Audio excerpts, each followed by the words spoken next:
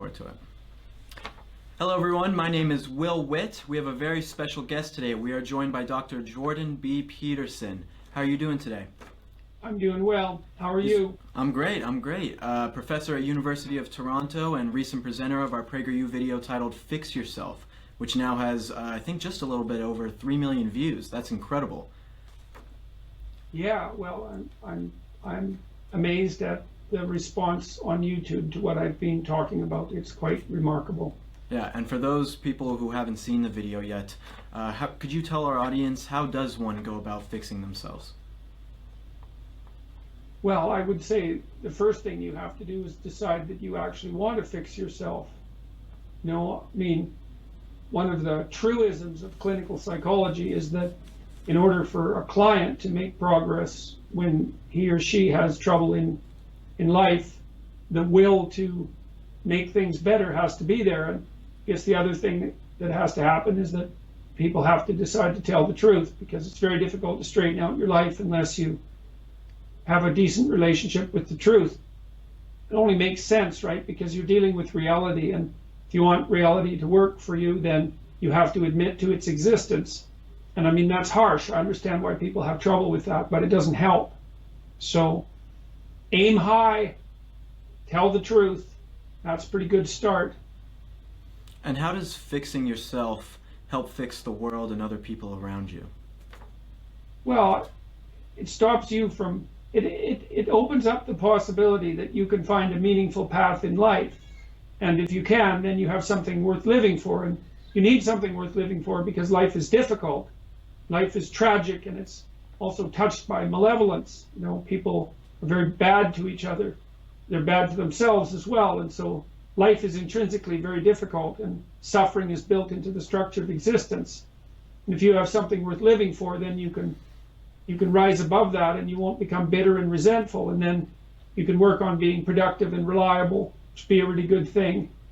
Work on your reciprocal relationships with other people and try to put them right. Then you can help your family.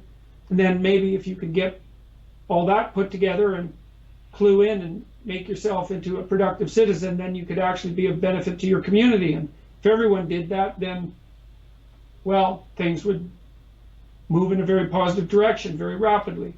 Mm-hmm. And so, continue. Well, none of this is easy either. It's like, I tell people sort of tongue-in-cheek to clean up the room. That's become a bit of an internet meme. And, you think, well, how is that going to change the world? It's like, well, first of all, that is part of the world. It's an actual part that you have control over. And if you do it, you'll find it's a lot more difficult than you think. And that the effects are much more far-reaching than you think. And you also won't hurt anyone when you're doing it, which is also a good thing. So enough demonstrating against other people who are making the world a bad place. That's my feeling. That doesn't mean there's no utility in political action. That's not the point. The point is that you should do what you can with what you have at hand and see where that takes you, because it will definitely take you to the next place. And so that's worth doing. And so dealing with fixing yourself and fixing the world's problems by fixing yourself, that somewhat relates to the hashtag #MeToo movement, where people have to be better. What do you think of the hashtag #MeToo movement? I think that it's a manifestation of a society that's very confused about its sexual morality. So on the one hand, ever since the 1960s, I would say ever since birth control was developed in a really fundamental way, ever since the pill, we've had this idea, which I would consider a kind of illusion or perhaps even a delusion, that any form of sexual gratification at any time is acceptable. There should be untrammeled sexual expression. But the problem with that is that you can't turn sex into a casual impulsive pleasure. It doesn't work, because it's not a casual impulsive pleasure. It's something that affects every aspect of the way that you exist.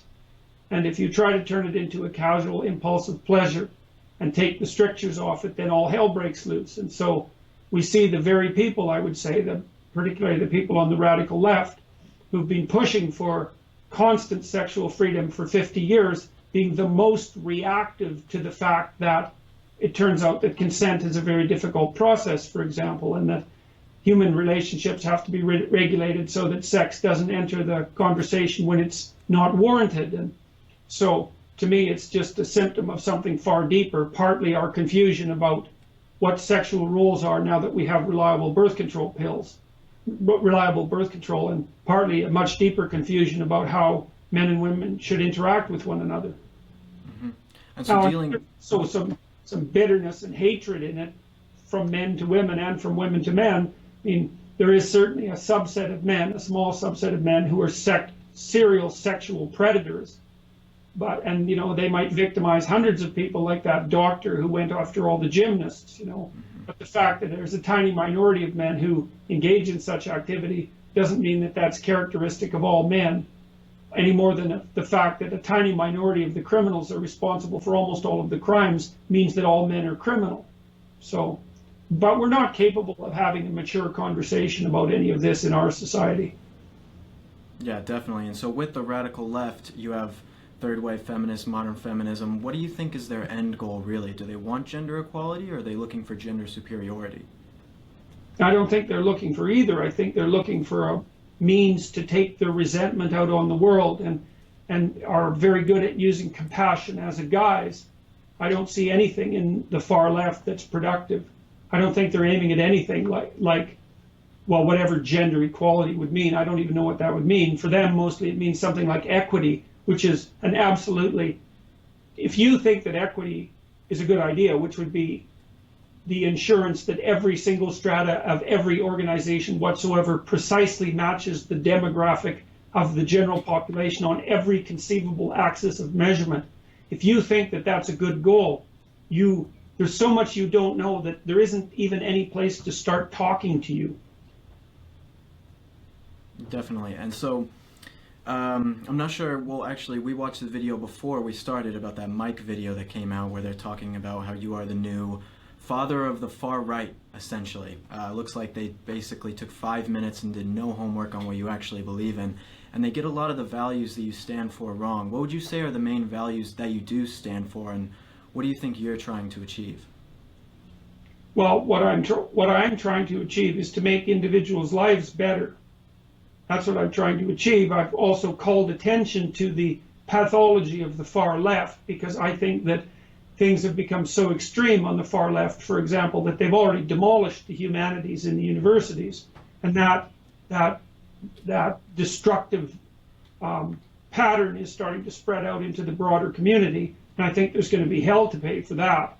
So I've been reluctantly drawn into political discussions, but I'm a clinical psychologist, and my goal for 30 years has been to pull people away from political ideology, because I think that being possessed by a political ideology is reprehensible. It's an abandonment of your individual responsibility. It's the giving over of your God-given soul, in Alexander Solzhenitsyn's words, to human dogma. And I don't care whether that's on the right or the left. It's not acceptable. That's why I've been trying to tell people to drop the ideological idiocy, the identity politics that plagues both the radical right and the radical left, and to concentrate on developing themselves as stalwart and honest and responsible individuals, because I think that's the right way forward. And I think the West has always known that. It's what defines the West, is the individual sovereignty. The individual is the cornerstone of the state, not the other way around, like the identity politicians insist. And I've got no patience for that. There's no excuse for it.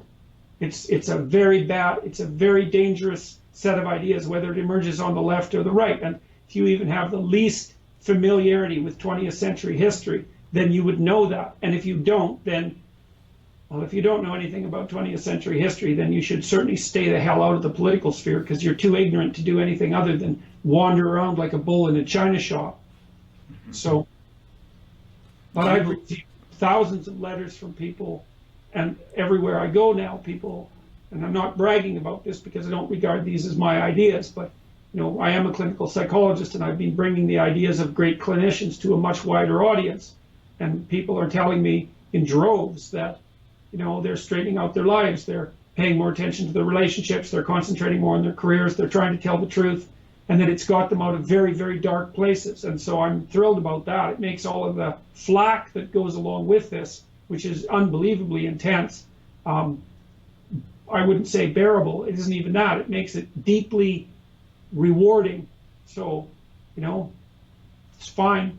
And if people on the radical left want to attack me, they're going to find out what they've already found out, is that with each time I'm attacked unjustly, then the number of people who start to listen to what I'm saying grows. And so, bring it on, you weasels. Exactly.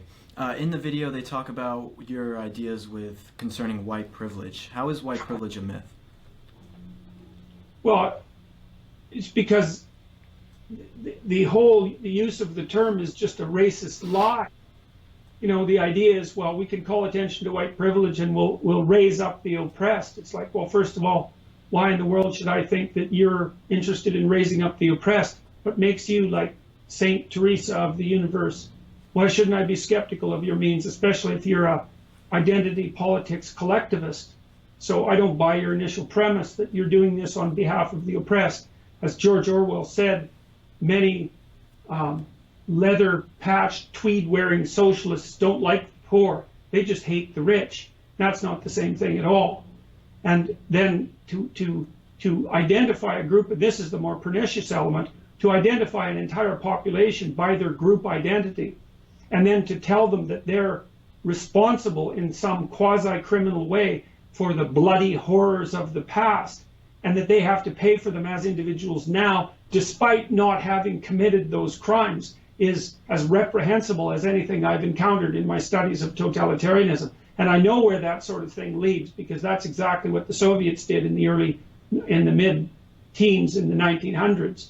They had this whole conception of class guilt, and the consequence of that was absolutely, and in Mao's China as well. Class guilt is, if you think that class guilt is a good idea, then you've gone beyond the political pale, as far as I'm concerned. It means you either don't know history at all, or you do know and you're willfully blind, or you do know and you don't care. And I don't care which of those three categories you're in, there's no excuse for what you're doing. I have absolutely no patience whatsoever for anyone who talks about equity. It's an appalling idea, and white privilege, that's even worse. There's nothing more racist than that statement. There's this idea on the left that, well, you can't be racist unless you have power. Well, that's real convenient for the whiny, resentful, dangerous, hyper-collectivist leftists that are pushing this pathological agenda forward, and they're doing immense damage by doing it. So it shouldn't be. There's no excuse for it. None.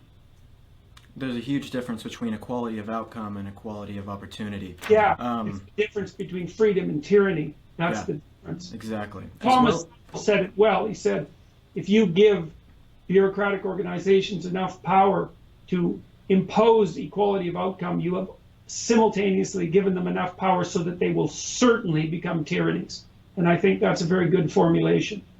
Exactly. As well, in the video, they talk about cultural Marxism and your ideas about postmodernism. They say that is a right-wing conspiracy theory. Would you tell our audience why that's not the case? Well, first of all, it's not like I invented postmodernism. Yeah. And the idea that the postmodernists are allied with the Marxists, that's just a straightforward observation. It's not me inventing that. I mean, Jonathan Haidt and his Heterodox Academy have identified the overwhelming dominance of radical left-wingers in the humanities and the universities. This is not some paranoid scheme on my part. So the idea that these are my ideas is just preposterous. Derrida himself, who was the leader in some sense of the postmodernists, along with Foucault, knew perfectly well and stated quite forthrightly that his philosophy was a transformation of Marxism. And postmodern neo-Marxism is the defining philosophy of the humanities in the universities. There's no question about that. It's not, no one even debates that. So the idea that this is my idea, that some sort of paranoid philosophy, it's like, go look at 12 women's studies websites and see what they say and decide for yourself if it's a paranoid conspiracy.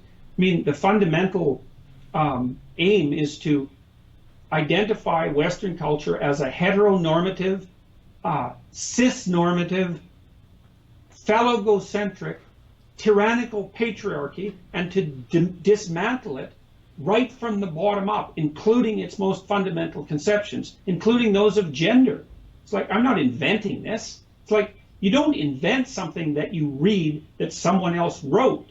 You just read it. And like I said, if people don't believe it, it's like, go do your own research. It's like read a dozen women's studies websites. You'll figure it out soon enough for yourself.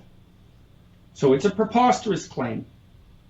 Do you think that universities are beyond saving at this point? Yes. Yes? Is there any way to bring them back to their original intention? Making something approximating 7 fatal errors, each of which is sufficient enough to bring them down on its own. So they're bureaucratically overloaded, they're administratively top-heavy, they're burdened down by impossible legislation that's requiring that they produce quasi-judicial systems within them to regulate such things as the sexual behavior of students. The price of education is probably 10 times what it should be for a proper return. Students aren't being taught to write properly or read properly or speak properly. The value of a degree is plummeting. 80% of humanities papers have 0 citations. Students in the United States in particular are burdened with massive amounts of debt while they prolong their adolescence stupidly and transform themselves into indentured servants. That's a lot of mistakes. Plus, the universities have allowed the sciences to become tangled up with these reprehensible ethics committees who do nothing but produce bureaucratic obfuscation and litter the pathway of researchers with obstacles that are unnecessary and counterproductive. That's a lot of mistakes.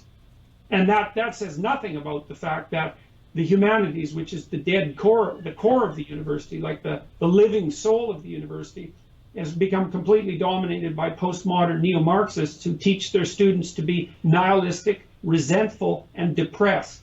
So yeah, I think the universities are in trouble. They're in serious trouble. Well, with all those mistakes, I mean, that sounds pretty horrible. Classic media, Yeah. which is in a death spiral, much of its own making. Is there a way to bring the universities back at all? Or is it... Yeah, maybe incoming students could stop taking courses that are taught by postmodern neo-Marxist indoctrinators. You know, the market's going to have to decide, and hopefully people will educate themselves enough so that they know that if they enter a course where people are talking about diversity, inclusivity, gender, white privilege, or equity, that they're not being educated, they're being indoctrinated. They should leave those classes in droves. And if the supply of students dried up, then perhaps the universities could be salvaged, but I can't see any other way forward. So you still think it's worth it for a high schooler who just graduated to still go to university? Well, I think if you can avoid the postmodern indoctrination, it's getting pretty hard in most humanities disciplines. The sciences are still in pretty good shape.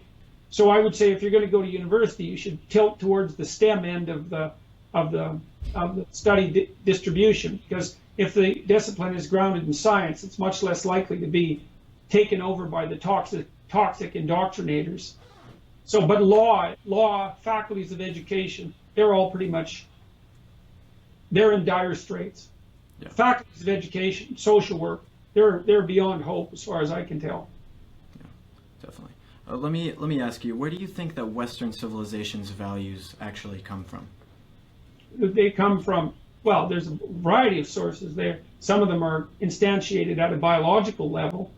I mean, and increasingly ethologists and animal behaviorists are laying out the fundamental biological structure for an emergent ethic, which includes fair play. There's increasing evidence among that has been accrued by animal researchers, for example, who are studying rats, that rats have a pretty good grasp on the idea of fair play and even to some degree trading. You see it emerging in the dominance hierarchy structures of complex animals like wolves. So there's a biological basis, like there is a biological basis for language. And then on top of that, there's a sociocultural overlay. A lot of that's consequence of mutual imitation. And then on top of that, there's a layer of storytelling and drama. And then on top of that, there's a layer of custom and codified law and philosophy. All of those contribute. But there's a central ethic at the core of a functional society, and that central ethic involves recognition of the necessity of speaking the truth and something like willingness to engage in reciprocal actions. So, and none of that's arbitrary. It's not morally relative. It's none of that. That's all nonsense. That postmodern moral relativism, as far as I'm concerned, serious academics have already demonstrated the falsity of those claims. So hopefully we'll figure that out before the universities do themselves in completely. Hopefully. Let me ask you about your book, The 12 Rules for Life. Amazing, amazing read. If you could give people watching one lesson from any 12 of your rules, which one would it be? If I had to pick one of the rules, treat Yes. yourself like you're someone that you're responsible for helping. That's a good one. And why that Give rule? yourself a hand, Well, there's lots of things that aren't so good about you, partly because you're human and partly because you have the capacity for evil embedded deep inside of you. It's not surprising people don't take care of themselves, but it'd be real good if you could treat yourself like you're someone who has something to offer to the world, because you do. And, the world's a dark place as far as I'm concerned, but people have a light within them. And if you can let that light, if you can bring that light forth, then you can make the darkness a little bit less dark and terrifying. And you should do that. It'd be good for you. It'd be good for your family. It'd be good for your community. It'd be good for the structure of being itself. And so part of the reason I think that what I've done has become popular is because I have a very dark vision of the world, but a very positive vision allied with that, which is that as dark as the darkness is, and it's even darker than you think, the light that you can bring to bear on that is more powerful than you can imagine. And so that's a really good thing to know. And I think you can know it instead of just believing it. And that's better. Do you believe that your book and rules apply to women as well as they do to men? Oh, definitely. People have said, well, what I've been describing and the message, so to speak, that I've been delivering, which I would say is more in the course of education rather than any message. It's not like I tell people what to do. I explain things to them that great psychologists have discovered, and they draw their own conclusions. But most of my audience on YouTube has been men, but most of the people who watch YouTube videos are men. So there's a baseline problem. But increasingly, especially since this book came out, my public speaking engagements, which were, again, probably to begin with about 80-20 men, have shifted now till they're almost 50-50 men and women. So I really think it's just a matter of the demographics of YouTube. Now, it might be that young men are more desperate for the sort of things that I'm saying, but I'm not convinced of that. I suspect that in a year or so, assuming nothing goes horribly wrong, that most of the time when I go out and speak, it'll be 50% women and 50% men. I suspect the population will get older too, as the book attracts an audience that wouldn't normally encounter things on YouTube. So. Okay, fair enough. And I have one last question for you, actually. Are you optimistic or pessimistic about Western civilization as a whole? Both. The possibility for catastrophe is always at hand, right? That's why the apocalypse is an archetypal story. But I think that with goodwill and the willingness to, and the desire to make things better rather than worse, and the willingness to tell the truth and act forthrightly, that we could do things in the next 30 years that are absolutely unimaginable. I think we could truly end world hunger. I think we could rid the planet of its major contagious diseases. I think we could offer educational opportunities to virtually everyone. I think the future is unlimited. But by the same token, I think that we're in a state of crisis at the moment with regards to our fundamental values, and that could bring us down very rapidly. So I'm hoping that people will collectively decide that up is better than down, and that honesty is better than dishonesty, and that responsibility is better than ideological possession. And I think that if enough people decide that, then we can tilt the entire enterprise towards heaven and away from hell. Well, let's say worst case scenario, Western civilization does fall. What would happen then? Oh, I'm not in any position to speculate about that. We can't sustain the population we have on the planet now without the technological sophistication that only a well-functioning society can maintain. So it would be utterly catastrophic. So perhaps it would be best if we don't go there. What do you think is the number one threat facing Western civilization right now that we should look to fix or change? corruption, dishonesty. I think that's the number one threat to every society. You know, corrupt societies are poor. It's as simple as that. That doesn't mean every poor society is corrupt, and it doesn't mean that every rich society is honest. But corrupt societies are certainly poor, and there are no societies that stay rich that are crooked. It just doesn't work. It just doesn't happen. So there's no natural resource of more value than honesty between people. It means that you can trade with them. It means you can cooperate with them. It means that you can compete with them, and that everyone knows what's going on and everyone knows what the rules of the game are. And so it's dishonesty and corruption is the biggest threat. And I would say that starts locally, which is why I try to encourage people to understand why it's so dangerous to say things that you don't believe. You corrupt the structure of being when you do that. And unless that's what you want, I would suggest that you don't do it. I agree with that completely. Well, everyone, thank you so much for watching. We're here today with Jordan B Peterson. Thank you so much. Go check out the Mike video that was posted and let us know what you think about that, if it's true or not. And thank you very much. I appreciate it. Have a good one, guys. Thank you. You bet. Thanks, guys. Thank you.